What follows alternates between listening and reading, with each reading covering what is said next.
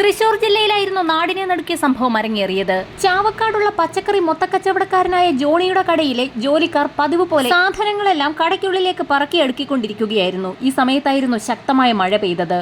മഴ പെയ്ത സമയത്ത് റോഡിൽ കൂടി നിന്ന ആളുകളെല്ലാം പൊടുന്നനെ ജോണിയുടെ കടയുടെ വരാന്തയിലേക്ക് ഓടിക്കയറി. ഈ സമയത്തായിരുന്നു അതിഭീകര ശബ്ദത്തിൽ ഒരു മുഴക്കം കേട്ടത്. നടുങ്ങിപ്പോയ ആളുകൾ കടയ്ക്കുള്ളിലേക്ക് നോക്കിയ സമയത്ത് അകത്തെ സീറ്റിലിരുന്ന് അന്നത്തെ വരവ് ചിലവ് കണക്കുകൾ എഴുതിക്കൊണ്ടിരുന്ന ജോണി മേശയ്ക്ക് മുകളിലേക്ക് മറിഞ്ഞു വീണ് കിടക്കുന്നതാണ് കണ്ടത്. കടയ്ക്ക് പുറത്തുനിന്ന ആളുകളും കടയിലെ ജീവനക്കാരും ജോണിയുടെ അടുത്തേക്ക് ഓടിയെത്തുകയും അദ്ദേഹത്തെ കുലുക്കി വിളിച്ചു നോക്കുകയും ചെയ്തു. എന്നാൽ യാതൊരു അനക്കവുമില്ലാത്ത സാഹചര്യത്തിൽ ജോണിയെ ഉടൻ തന്നെ അവിടെ ഉണ്ടായിരുന്ന ഒരു ജീപ്പിൽ കയറ്റി തൊട്ടടുത്തുണ്ടായിരുന്ന ഒരു പ്രൈവറ്റ് ആശുപത്രിയിലേക്ക് കൊണ്ടുപോയി. ജോണിയെ പരിശോധിച്ചു നോക്കിയ ഡോക്ടർ ഹൃദയസ്തംഭനം മൂലം അയാൾ മരണപ്പെട്ടു എന്നാണ് ജോണിയെ ആശുപത്രിയിലേക്ക് എത്തിച്ച ആളുകളോട് പറഞ്ഞത്. അതുതന്നെയാവും സംഭവിച്ചതെന്ന് നാട്ടുകാരും കരുതി. ചാവക്കാട് മാർക്കറ്റിലെ പച്ചക്കറി മൊത്തക്കച്ചവടക്കാരനായ ജോണിയുടെ അപ്രതീക്ഷിതമായുണ്ടായ മരണം നാട്ടുകാരെ ആകെ ഉലച്ചു.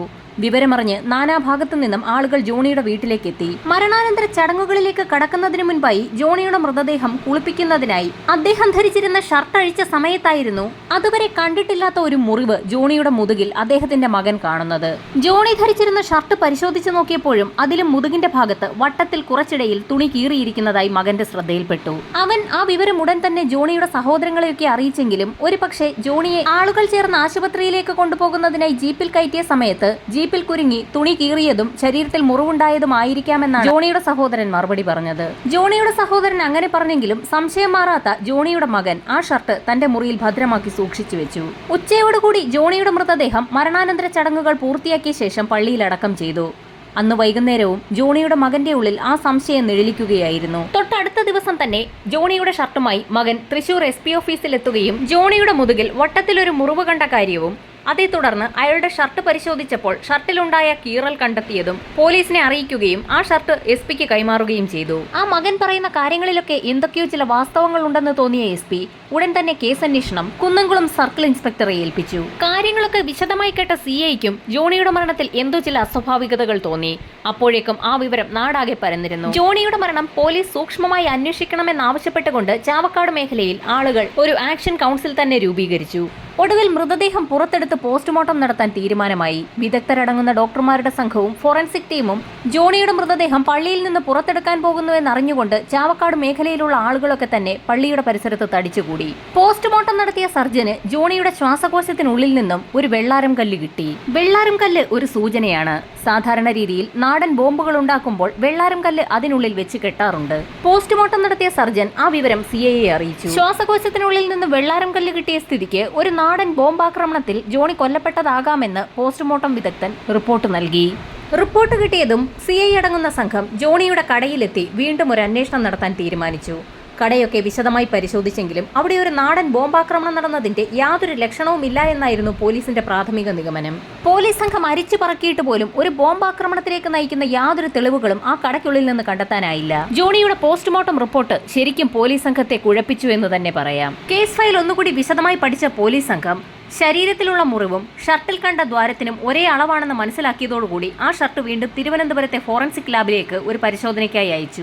ഫോറൻസിക് ലാബിൽ നിന്നും ഞെട്ടിക്കുന്ന റിപ്പോർട്ടായിരുന്നു പുറത്തു വന്നത്. ഷർട്ടിലെ ദ്വാരത്തിന് ചുറ്റും ഈയത്തിന്റെ അംശമുണ്ട്. .22 കാലിബറിലെ ഒരു വെടിയുണ്ടയ്ക്ക് ഉണ്ടാക്കാൻ കഴിയാവുന്നത്ര ദ്വാരമായിരുന്നു ആ ഷർട്ടിലും മുതുകിലും ഉണ്ടായിരുന്നത്. നാടൻ തോക്കിലുപയോഗിക്കുന്ന വെടിയുണ്ടയിൽ ഈയത്തിന്റെ അളവ് കൂടുതലായിരിക്കും. ജോണി വെടിയേറ്റാണ് മരിച്ചിരിക്കുന്നതെന്ന് ഇതിൽ നിന്ന് വ്യക്തമായി. പക്ഷേ പോസ്റ്റ്മോർട്ടം നടത്തിയ ഡോക്ടർമാർ വെടിയുണ്ടയെക്കുറിച്ച് യാതൊരു കാര്യവും സൂചിപ്പിക്കാത്തതുകൊണ്ട് വെടിയേറ്റാണ് ജോണി മരിച്ചിരിക്കുന്നതെന്ന് പൂർണ്ണമായും ഉറപ്പിക്കാനും കഴിയില്ലായിരുന്നു. വെടിയേറ്റുള്ള മരണമാണെങ്കിൽ ഉറപ്പായും പോസ്റ്റ്മോർട്ടത്തിൽ ജോണിയുടെ മൃതദേഹത്തിൽ നിന്നും ആ വെടിയുണ്ട കണ്ടെത്തേണ്ടതാണ്. ഇവിടെ അങ്ങനെയൊരു സംഭവം ഉണ്ടായിട്ടില്ല. ഇനി വെടിയുണ്ട ജോണിയുടെ ശരീരത്തിൽ നിന്നും പുറത്തു കടന്ന് എവിടെയെങ്കിലും തെറിച്ചു പോയതാണെങ്കിൽ അത് കണ്ടെത്തേണ്ടത് പോലീസാണ്. അങ്ങനെയൊരു കാര്യം കണ്ടെത്താൻ പോലീസിന് കഴിഞ്ഞിട്ടുമില്ല. അത് മാത്രവുമല്ല, ജോണിയുടെ ശരീരത്തിൽ ആകെ ഒരു മുറിവ് മാത്രമായിരുന്നു ഉണ്ടായിരുന്നത്. വെടിയുണ്ട അകത്തേക്ക് കയറിയ പാട് മാത്രമേ ഉണ്ടായിരുന്നുള്ളൂ. അത് പുറത്തു പോയെങ്കിൽ അങ്ങനെ ഒരു മുറിവ് കൂടി ജോണിയുടെ ശരീരത്തിൽ ഉണ്ടാകേണ്ടതാണ്. ഇവിടെ അങ്ങനെയൊരു കാര്യവും സംഭവിച്ചിട്ടില്ല. പോലീസ് സംഘം ആകെ വെട്ടിലായെന്ന് തന്നെ പറയാം. വെടിയേറ്റാണ് ജോണി മരിച്ചതെന്ന് പോലീസ് നിഗമനത്തിലെത്തിയപ്പോഴും തൊണ്ടി മുതലായ വെടിയുണ്ട ജോണിയുടെ ശരീരത്തിൽ നിന്ന് കണ്ടെത്താൻ പോസ്റ്റ്മോർട്ടം നടത്തിയ ഡോക്ടർക്കും കഴിഞ്ഞിട്ടില്ല. യഥാർത്ഥത്തിൽ ജോണി വെടിയേറ്റ് തന്നെയാണോ മരിച്ചതെന്ന് കണ്ടെത്തുന്നതിനായി പോലീസ് സംഘം വീണ്ടും ഒരു അന്വേഷണത്തിന് തയ്യാറായി. ഡിവൈഎസ്പിയും CIയും ഒക്കെ അടങ്ങുന്ന വിദഗ്ധ സംഘത്തിന്റെ സഹായത്തോടുകൂടി ജോണിയുടെ കടയിലെത്തി അന്നത്തെ സംഭവം ഒന്നുകൂടി റീക്രിയേറ്റ് ചെയ്യാൻ അവർ തീരുമാനിച്ചു. ജോണിയുടെ അതേ പൊക്കത്തിലും വലിപ്പത്തിലുമുള്ള ഒരാളെ കടയ്ക്കുള്ളിലെ കസേരയിൽ അന്ന് ജോണി ഇരുന്ന അതേ രീതിയിൽ തന്നെ ഒന്നിരുത്തി. ഏത് ഭാഗത്തു നിന്നായിരിക്കാം യഥാർത്ഥ കൊലയാളി നിറയൊഴിച്ചതെന്നറിയുന്നതിനായി അവരൊരു ടെസ്റ്റ് തന്നെ നടത്തി നോക്കി. അന്ന് മഴ പെയ്തിരുന്ന ദിവസം ആളുകളൊക്കെ കടയിലേക്ക് ഓടിക്കൂടിയിരുന്നു. അതുകൊണ്ട് തന്നെ ഒരു കാരണവശാലും ദൂരെ നിന്നായിരിക്കില്ല വന്ന വ്യക്തി ജോണിക്കെതിരെ നിറയൊഴിച്ചതെന്ന് പോലീസിന് വ്യക്തമായി. വളരെ അടുത്തു നിന്ന ആരോ ഒരാളാണ് ജോണിയുടെ പുറത്തേക്ക് വെടിവെച്ചിരിക്കുന്നത്. കടയുടെ വരാന്തയിൽ നിൽക്കുന്ന ഒരാൾക്ക് മാത്രമേ നിറയൊഴിക്കാൻ കഴിയുകയുള്ളൂ.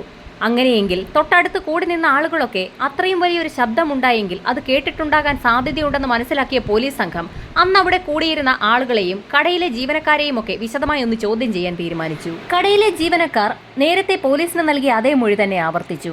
ജോണി മരണപ്പെടുന്ന സമയത്ത് ഇടിവെട്ടും പോലെ ഒരു ഒച്ച കേട്ടിരുന്നു എന്ന് ജീവനക്കാർ വീണ്ടും പോലീസിന് മൊഴി നൽകി. ഇടിവെട്ടിയതുപോലെയുള്ള ശബ്ദം കേട്ടു എന്ന് പറഞ്ഞ 3 ജീവനക്കാരെയും തൃശൂരിലെ പോലീസ് ക്ലബ്ബിൽ വെടിവെപ്പ് പരിശീലനം നടക്കുന്നിടത്തേക്ക് പോലീസ് സംഘം വിളിച്ചു വരുത്തി. ആ ക്യാമ്പിലെ ആയുധങ്ങൾ സൂക്ഷിക്കുന്ന കലവറയിൽ നിന്ന് വിവിധ രീതിയിലുള്ള തോക്കുകളും അവയുടെ വെടിയുണ്ടകളും പോലീസ് സംഘം പുറത്തെടുത്തു.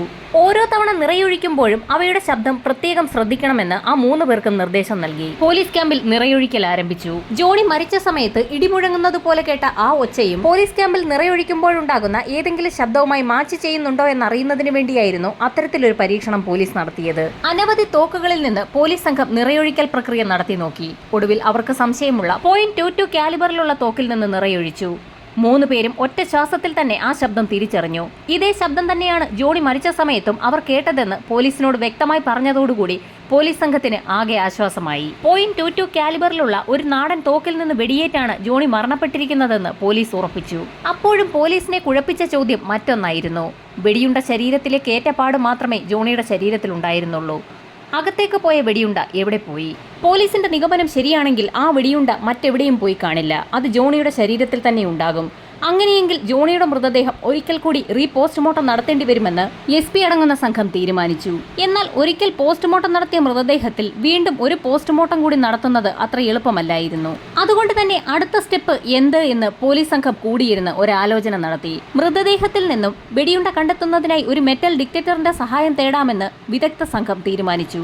ഇതിനിടയിൽ ലോക്കൽ പോലീസ് അന്വേഷിച്ചിട്ടും കേസ് തെളിയാതെ വന്നതോടുകൂടി അന്വേഷണം ക്രൈംബ്രാഞ്ചിലേക്ക് മാറ്റി. അതുവരെയുള്ള ലോക്കൽ പോലീസിന്റെ അന്വേഷണം വിശദമായി തന്നെ പഠിച്ച ക്രൈംബ്രാഞ്ച് സംഘം മെറ്റൽ ഡിറ്റക്ടർ ഉപയോഗിച്ച് മൃതദേഹത്തിൽ നിന്നും വെടിയുണ്ട കണ്ടെത്താനാകുമോ എന്ന് ഒന്ന് പരീക്ഷിച്ചു നോക്കാൻ തന്നെ തീരുമാനിച്ചു. മെറ്റെക്സ് എന്ന കമ്പനിയുടെ മെറ്റൽ ഡിറ്റക്ടറാണ് അങ്ങനെ തൃശൂർ പോലീസ് ക്ലബ്ബിലേക്ക് കൊണ്ടുവന്നത്. പരീക്ഷണത്തിന്റെ ഭാഗമായി വലിയൊരു മെത്ത പോലീസ് ക്ലബ്ബിലെ ടേബിളിലേക്ക് ചുരുട്ടി കെട്ടിയ നിലയിൽ വെച്ചു. അതിലേക്ക് .22 കാലിബറിലുള്ള ഒരു തോക്കിൽ നിന്ന് നിറയൊഴിച്ചു. മെത്ത ചിതറി തെറിപ്പിച്ചുകൊണ്ട് വെടിയുണ്ട അകത്തേക്ക് പാഞ്ഞു കയറി. അപ്പോൾ തന്നെ മെറ്റൽ ഡിറ്റക്ടർ ഉപയോഗിച്ച് പോലീസ് സംഘം പരിശോധന ആരംഭിച്ചു. പെട്ടെന്ന് തന്നെ ബീപ് ബീപ്പ് എന്നൊരു ശബ്ദം കേട്ടു. .22 കാലിബറിലുള്ള തോക്ക് ഉപയോഗിച്ചുള്ള വെടിയുണ്ട കണ്ടുപിടിക്കാനായി മെറ്റൽ ഡിറ്റക്ടർ പര്യാപ്തമാകുമെന്ന് തന്നെ പോലീസ് സംഘം ഉറപ്പിച്ചു. ഗവൺമെന്റിന്റെ പെർമിഷനോടുകൂടി തന്നെ ജോണിയുടെ മൃതദേഹം റീപോസ്റ്റ്മോർട്ടത്തിനായി വീണ്ടും തയ്യാറാക്കി. ചാവക്കാട് തഹസീൽദാരുടെ നേതൃത്വത്തിൽ വിദഗ്ധരടങ്ങുന്ന ഒരു സംഘമായിരുന്നു റീപോസ്റ്റ്മോർട്ടം നടത്തിയത്. ഇത്തവണ കോട്ടയം മെഡിക്കൽ കോളേജിലെ പോസ്റ്റ്മോർട്ടം വിദഗ്ധന്റെ നേതൃത്വത്തിലായിരുന്നു റീപോസ്റ്റ്മോർട്ടം നടത്തിയത്. ജോണിയുടെ മൃതദേഹം പുറത്തെടുത്ത് ഒരു ടേബിളിലേക്ക് കിടത്തി. ആ മൃതദേഹം പൂർണ്ണമായും അഴുകിയ നിലയിലായിരുന്നു. മെറ്റൽ ഡിറ്റക്ടർ ഉപയോഗിച്ചുള്ള പരിശോധന തുടങ്ങി 1 മണിക്കൂർ പിന്നിട്ടിട്ടും ഒരു ബീപ്പ് ശബ്ദം പോലും കേൾക്കാനായില്ല. ഏതാനും നിമിഷങ്ങൾക്കകം തന്നെ ബീപ്പ് ബീപ്പ് എന്നുള്ള ശബ്ദം കേട്ടപ്പോൾ അവിടെ കൂടി നിന്ന ആളുകൾക്ക് പോലും സന്തോഷമുണ്ടായി. വെടിയുണ്ട കണ്ടെത്തിയെന്ന് തന്നെയാണ് പോലീസ് കരുതിയത്. എന്നാൽ ശവപ്പെട്ടിയിലെ ഒരാണി മാത്രമായിരുന്നു അത്. മണിക്കൂറുകൾ പിന്നിട്ടിട്ടും ഒന്നും കണ്ടെത്താനാകാത്തതോടുകൂടി പോലീസ് സംഘം ആ പരിശോധന നിർത്തിവെച്ചു. അല്പനേരം നീണ്ട കൂടിയാലോചനകൾക്ക് ശേഷം വീണ്ടും മെറ്റൽ ഡിറ്റക്ടർ ഉപയോഗിച്ചുള്ള പരിശോധന ആരംഭിച്ചു. ആ സമയത്ത് ആദ്യം കയ്യിലെടുത്തത് ജോണിയുടെ ശ്വാസകോശമായിരുന്നു. ശ്വാസകോശ ഭാഗത്തിന്റെ അടുത്തേക്ക് മെറ്റൽ ഡിറ്റക്ടർ വെച്ചപ്പോൾ തന്നെ അതിൽ നിന്ന് ബീപ് ബീപ് ശബ്ദം പുറത്തു വരാൻ തുടങ്ങി. ജോണിയുടെ ശ്വാസകോശ ഭാഗം വിശദമായ പരിശോധനയ്ക്ക് തന്നെ വിധേയമാക്കി. അതിനുള്ളിൽ നിന്നും പോലീസുകാർ ആഗ്രഹിച്ച പോലെ തന്നെ .22 കാലിബറിലെ ആ വെടിയുണ്ട കിട്ടി. ജോണിയുടെ ശ്വാസകോശത്തിനുള്ളിലേക്ക് കടന്ന ആ വെടിയുണ്ട തന്നെയാണ് അയാളുടെ മരണകാരണമെന്ന് അങ്ങനെ അവിടെ തെളിയിക്കപ്പെടുകയാണ്. എന്നാൽ ശ്വാസകോശത്തിൽ നിന്ന് ലഭിച്ച ആ വെടിയുണ്ടയ്ക്ക് മറ്റൊരു പ്രത്യേകത കൂടി ഉണ്ടായിരുന്നു. സാധാരണയായി വെടിയുണ്ട തോക്കിൽ നിന്ന് പുറത്തു വരുന്ന സമയത്ത് അതിൽ ഉരച്ചിലുകൾ ഉണ്ടാകാറുണ്ട്. എന്നാൽ ഇതിൽ അങ്ങനെയൊന്നും കാണാനില്ല. നാടൻ തോക്കിൽ നിന്ന് പുറത്തു വരുന്ന വെടിയുണ്ടയ്ക്ക് മാത്രമേ അങ്ങനെയൊരു പ്രത്യേകത ഉണ്ടാകാറുള്ളൂ. തൃശൂർ മലപ്പുറം ഭാഗത്തിന്റെ ചില ഏരിയകളിൽ കള്ളത്തോക്കുണ്ടാക്കുന്നവർ പ്രവർത്തിക്കുന്നുണ്ട് എന്നുള്ള കാര്യം പോലീസിനും അറിയാവുന്ന കാര്യമാണ്. അങ്ങനെ ആരോ ഉണ്ടാക്കിക്കൊടുത്ത ഒരു തോക്കിൽ നിന്നും വെടിയേറ്റാണ് ജോണി മരിച്ചിരിക്കുന്നത്. ആരാണ് ജോണിയെ കൊലപ്പെടുത്തിയത്? ആ നിർണായക ചോദ്യത്തിന്റെ ഉത്തരം കൂടി ഇനി പോലീസിന് കണ്ടെത്തേണ്ടതുണ്ട്.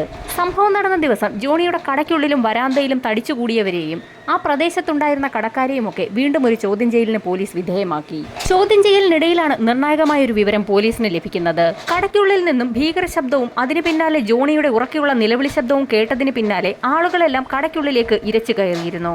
ആ സമയത്ത് ഒരു വ്യക്തി മാത്രം വളരെ ധൃതിപ്പെട്ട് ആ മഴയത്തുകൂടി ഇറങ്ങി നടന്നു പോകുന്നത് ചിലർ കണ്ടിരുന്നു. ആളുകളെല്ലാം കടയ്ക്കുള്ളിലേക്ക് ഓടുന്ന സമയത്ത് വിപരീത ദിശയിൽ നടന്നു പോകുന്ന ഒരു വ്യക്തിയെ ഒരു മിന്നായം പോലെയാണ് ആളുകൾ കണ്ടത്. എന്നാൽ ആ വ്യക്തിയുടെ മുഖം മാത്രം ആർക്കും അത്ര ഓർമ്മയുണ്ടായിരുന്നില്ല.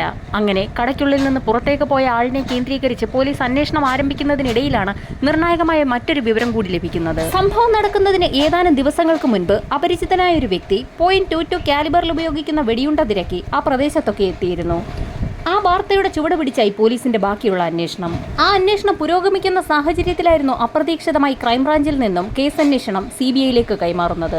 ഗവൺമെന്റിന് മേൽ അത്രയേറെ പ്രഷർ ഉണ്ടായിരുന്നതുകൊണ്ടാണ് അന്വേഷണം ക്രൈംബ്രാഞ്ചിൽ നിന്ന് CBIയിലേക്ക് കൈമാറിയത്. ക്രൈംബ്രാഞ്ച് സംഘം കണ്ടെത്തിയ വിശദമായ റിപ്പോർട്ടുകളുടെ അടിസ്ഥാനത്തിൽ തന്നെയായിരുന്നു CBIയും അന്വേഷണം ആരംഭിച്ചത്. യഥാർത്ഥത്തിൽ വെടിവെച്ച വ്യക്തി ആര് എന്ന് കണ്ടുപിടിക്കുന്ന ജോലി മാത്രമേ CBIക്കുണ്ടായിരുന്നുള്ളൂ. എന്തിനാണ് അയാൾ ജോണിയെ വെടിവെച്ചത്? അവർ തമ്മിൽ എന്ത് പ്രശ്നമാണുള്ളത്? ഇതായിരുന്നു CBIക്ക് മുൻപിലെ നിർണായക ചോദ്യങ്ങൾ.